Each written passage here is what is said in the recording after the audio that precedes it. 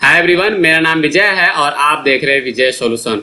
आज मैं आपको इस वीडियो में बताने जा रहा हूं कि किस तरीके से आप अपना प्रोप्राइटरशिप कंपनी या प्रोप्राइटरशिप फॉर्म कैसे रजिस्ट्रेशन कर सकते हैं, वो मैं आपको इस वीडियो में बताऊंगा। मैंने ये काफी बार देखा है कि प्रोप्राइटरशिप फॉर्म के लिए काफी लोगों के पास जो है काफी कंफ्यूजन होता है कि वो प्रोप्राइटरशिप कंपनी है कैसे रजिस्टर करे। तो मैं आपको जो जानकारी के लिए बता दूं कि जिस तरीके से प्राइवेट लिमिटेड कंपनी या एलएलपी कंपनी रजिस्टर्ड होता है, उस तरीके से जो है प्रोप्राइटरशिप कंपनी कभी भी रजिस्टर्ड नहीं होता है।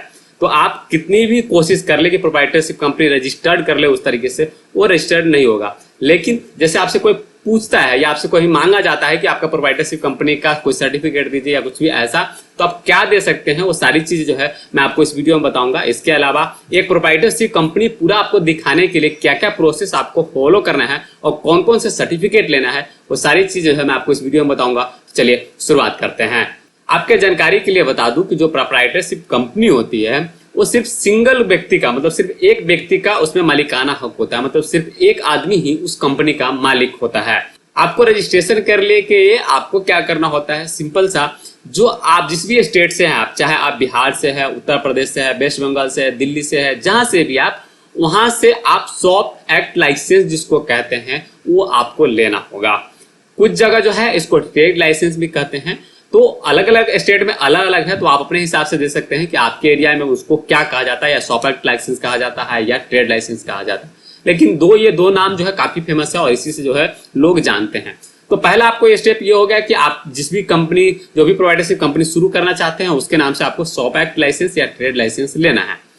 उसके बाद दूसरा आता है कि जब आप ये ले लेते हैं, उसके बाद जो है आपको क्या करना है, एक जीएसटी नंबर लेना है। क्योंकि कोई भी आप बिजनेस करते हैं, आपको जरूरत जो है, काफी जगह बिना जीएसटी के काम नहीं चलता है। अगर आपका काम बिना जीएसटी के चलता है तो आप मत ले, लेकिन अगर आपको लगता है कि आपका काम जो बिना जीएसटी के नहीं चलेगा, तो आप जीएसटी लाइसेंस जो है जरूर ले। जीएसटी लाइसेंस आप जो है वहां पे जो आपका बिजनेस का नाम होगा, मतलब जो आप प्रोप्राइटरशिप कंपनी खोलना चाहते हैं उसके नाम से ले। तीसरा काम यह करना है कि आपको जो है, जब आपके पास शॉप एक्ट लाइसेंस हो जाएगा या ट्रेड लाइसेंस हो जाएगा और आपके पास जीएसटी सर्टिफिकेट हो जाएगा, उसके बाद जो है आपको अपने कंपनी के नाम से करंट अकाउंट खुलवाना है। जब आप करंट अकाउंट खुलवा लेते हैं, उसके बाद जो है एक तरीके से आपकी प्रोप्राइटरशिप जो कंपनी है वो रजिस्टर्ड माना जाएगा। किसी को भी आप अगर आप तीन चीजें देते हैं तो आपका प्रोप्राइटरशिप कंपनी जो है वो रजिस्टर्ड माना जाएगा। अब आगे और भी कुछ लाइसेंस है जो कि आपको ले लेना चाहिए, वो मैं आपको बताता हूं। जिसमें जो है उद्यम रजिस्ट्रेशन सबसे पहले आता है। उद्यम रजिस्ट्रेशन अगर आपको नहीं पता क्या होता है, तो पहले जो है इसको उद्योग आधार रजिस्ट्रेशन या उद्योग आधार के नाम से जाना जाता था। कैसे आप उद्यम रजिस्ट्रेशन कर सकते हैं, उस पर मैं ऑलरेडी वीडियो बना चुका हूं, तो उस वीडियो का लिंक जो है आपको आई बटन में मिल जाएगा, तो आप वो देख सकते हैं। उस वीडियो में मैंने स्टेप बाय स्टेप बताया है कि किस तरीके से आपको उद्योग आधार अपना रजिस्ट्रेशन करना है।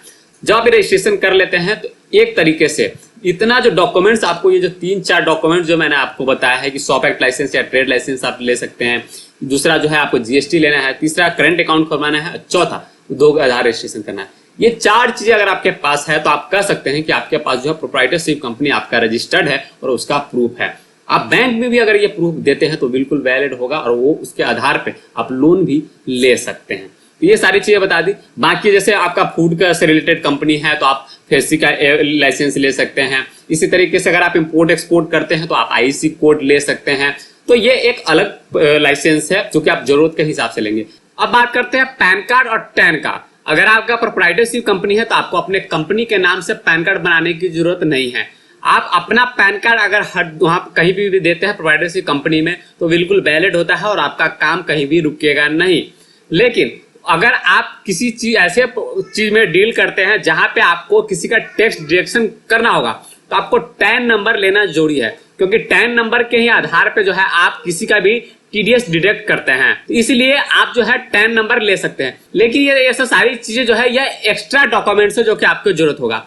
आपको प्रोप्राइटरशिप कंपनी के लिए जो हमने चीजें बताया, सिर्फ उतनी ही डॉक्यूमेंट्स अगर आपका हो जाता है तो आप कहीं पे स्टेबल कर सकते हैं कि आपका यह प्रोप्राइटरशिप कंपनी है और आप जो है उसके आधार पे चाहे बैंक से लोन लेना हो या किसी भी स्कीम का फायदा उठाना हो, आप उसके आधार पे जो है ले सकते हैं। तो आप कितनी भी वीडियो देख ले, कहीं भी आप कितनी भी जानकारी ले ले, आप ये सोचते हैं कि कैसे जो है प्रोप्राइटरशिप ऑनलाइन रजिस्ट्रेशन करते हैं या क्या प्रोसेस है, इसके अलावा कोई दूसरा प्रोसेस नहीं है। आपको इसी तरीके से जो आपको अपना प्रोप्राइटरशिप कंपनी रजिस्टर्ड करना होगा। और अगर आपके पास ये 4 डॉक्यूमेंट्स है तो आप ये मान ले कि आपका कंपनी जो है रजिस्टर्ड है। तो ये एक छोटा सा जानकारी था जो कि मैंने आपको दे दिया। आई होप कि आपको ये सारी चीजें समझ में आ गया होगा। उम्मीद है दोस्तों आपको ये वीडियो पसंद आया होगा। अगर पसंद आया तो लाइक और शेयर जरूर करें और हमारे चैनल को सब्सक्राइब करना मत भूले। साथ ही हमारा फेसबुक पेज है जिसको लाइक करना मत भूले, जिससे जानकारी है वो आपको फेसबुक मिले। और हमारा वेबसाइट है vijaysolution.com, जहाँ पे जाकर आप सारी चीजें हिंदी में पढ़ सकते हैं। बहुत बहुत धन्यवाद।